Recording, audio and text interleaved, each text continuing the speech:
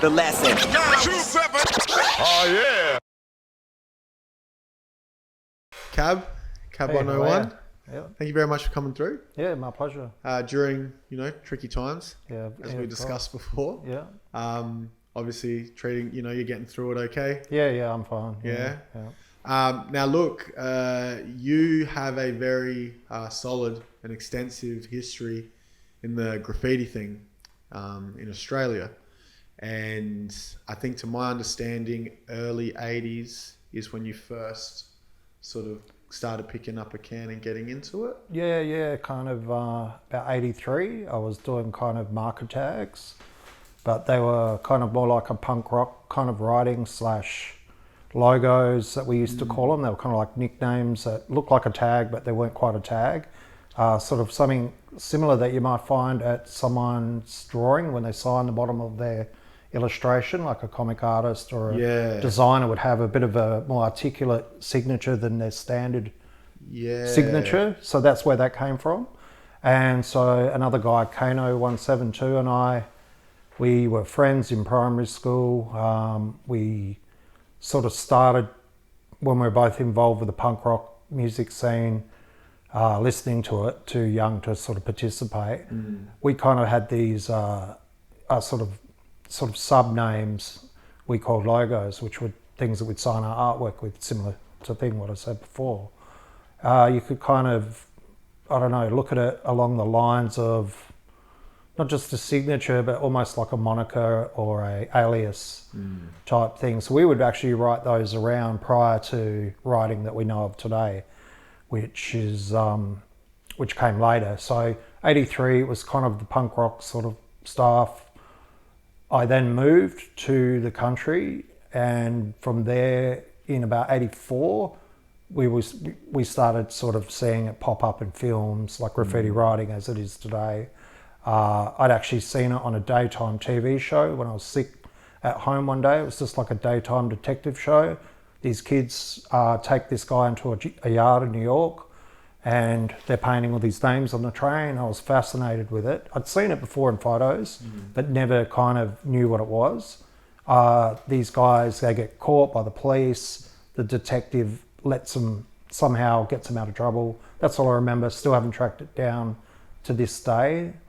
Ironic thing is, only last year, a guy came up to me at one of my openings and said, I was home the same day, I saw the same film, know exactly what you're talking about. The only reason I remember it is because I heard you talk about it one time when I was on Triple J. I brought the same story up. And he gave me that same point-by-point articulation of what I saw. And to this day, I don't know what it's called. So he didn't know what it was either? No, he had no idea. He didn't really have an interest in graffiti. He just saw it and sort of heard the interview years later and managed to track me down at an exhibition opening and came up to me, and I remembered him from school. I just didn't click, and he told me the same story. He goes, I was home the same day, saw the same film, don't know what it was, but heard you talk about it, and I've seen it, and that was blew me away. I still don't know what it's called. I research all the time looking for it. Yeah, so it's a daytime TV show. I thought it might be this show or film that people got in the 80s called Dreams Don't Die. I'd never seen that until recently. It's definitely not film, so I'm still looking, So that was 84, and then all the films came out, like your breaking kind of films, Beach Street, you've got the Warriors, all that kind of stuff that had graffiti in it. That's kind of when the whole writing like I do now took over, and we got the hip hop marketing thing, pretty much like through all the films and books, that kind of stuff. So that's kind of how it started. We were painting in 84, like with spray paint. The problem is there's not too many photos. People know what I'm on about. I know other people that remember the pieces, they've seen them. But look, I didn't have a camera until probably 86. So I don't actually have copies myself of some of the imagery I first painted. There are a couple of guys that may still have it, and I'm trying to track them down. So you never know. Yeah. And then so I guess most people's introduction to graffiti is, through the hip hop culture. Yeah. In some way, shape or form. Yeah, it was, yeah. And so you mentioned that you got into it really through the punk sort of scene before it was really known as what graffiti is now known today. Yeah, it's different kind of. It wasn't really writing like it is today, where you just write your name and get up and get noticed, and you know, you try and develop style. This was just a sort of anarchic kind of vandalistic approach to, you know, to graffiti. Like in the punk rock scene, they've all got aliases, like all the singers and people in the bands. Same within the ska scene, people had aliases. It was just something that around that period, every sort of kid around my age group had some sort of nickname or odd little moniker type thing. Once all the hip hop based films kicked in, it started to really take a turn. That's where we were like, oh shit, this is incredible. I'd seen photos of New York subway car painted before in a book article for Style Wars, or Subway Art, sorry. I hadn't seen the book, but that and seeing the footage in the daytime show made me understand that, hey, this is, you know, something else is going on here. Like you'd look at a Twisted Sister record cover, because I was into rock and punk and stuff, and there'd be a piece by Vulcan on the inside of the cassette in LA or something like that. So it's kind of like this weird crossover thing was there, but once the hip hop films kicked in, it sort of that was where the energy kicked in with, we want to paint, we want to write our names. Took a while to work out what was going on, because where we lived was rural. We didn't have a lot of, well, I didn't see Subway up to 85. My friend Battle Boots, who I wasn't friends with at the time I met him, he had a copy. I think it was the second copy in South Australia. The first was brought over from a guy who brought it back from America. So he'd like probably the first import copy. I met him one time randomly in a tunnel while he was doing some graffiti, and I was doing some graffiti with the guy I was writing with at the time. Pulled out this book. I'd never seen anything like it, you know.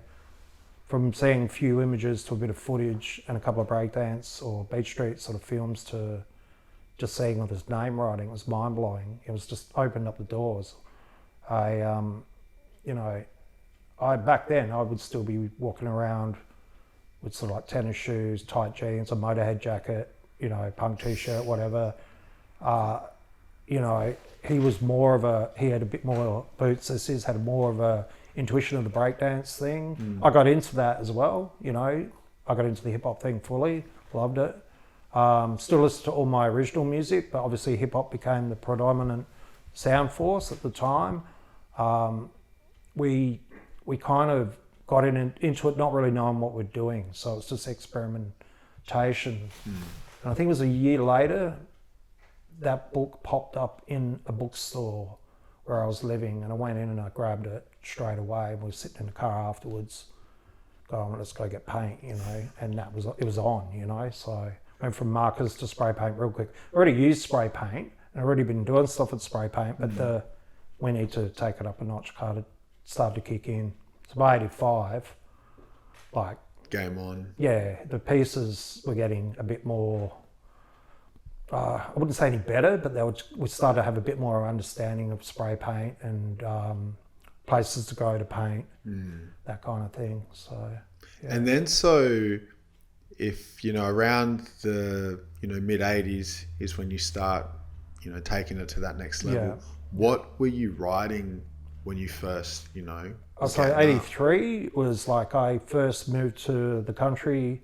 I had a tag called Monkey, which was one of my first tags. I had other names before that with Kano and stuff. I don't remember what his was at the time, but I moved there and there was a guy who lived there who had the same nickname. Nothing to do with graffiti, he was just a local guy.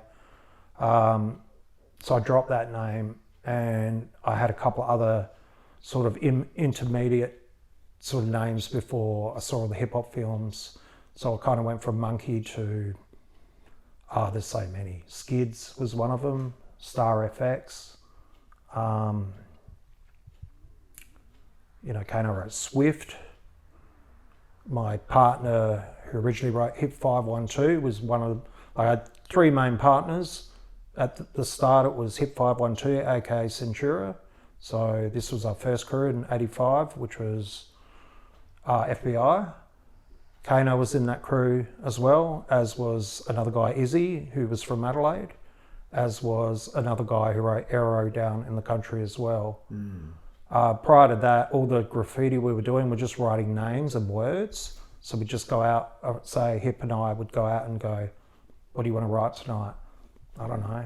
I'll do a spin, he'll do a twist. You know, I still had that breakdance crossover still for a while. And then, but you know, then after that, when we started picking names that we kind of stuck with, that's when we sort of understood the name writing thing a little more, if that makes any sense. So there was also, where we were living was a very small place. It didn't have a lot of people there. And I think it was by 85, they knew me as KAB, the police. So I was informed on early. I never got charged, but they would say, hey, Mr. KAB, we want to talk to you, sort of shit, you know. That's early days. That early. So yeah, so people would change their names all the time. I had to drop mine for a while, you know, and change it up to a few names. Yeah. I was getting harassed a lot. So Yeah, wow. by 86, I was writing it again.